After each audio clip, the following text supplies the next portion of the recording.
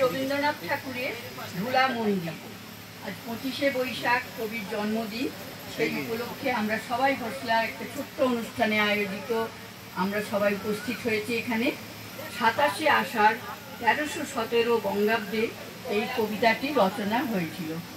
কবিতাটির নাম ধুলা মন্দির। ভজন পূজন সাধন আরাধনা সমস্ত থাক পড়ে, রুদ্ধদ্বারে দেবালয়ের কোণে কেন আছিস ওরে?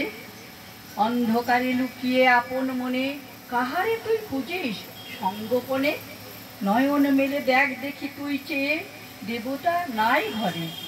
তিনি গেছেন যেথায় মাটি ভেঙে করছে চাষা চাষ, পাথর ভেঙে কাটছে যেথায় পথ, খাটছে 12 মাস, রৌদ্রে জলে আছেন সবার সাথে, ধুলা তাহার লেগেছে 2 হাতে। তাঁরই মতন সূচি বসন ছাড়ি আয় রে ধুলার পরে। মুক্তি, ওরে মুক্তি কোথায় পাবি? মুক্তি কোথায় আছে? আপনি প্রভু সৃষ্টি বাঁধন করে বাঁধা সবার কাছে।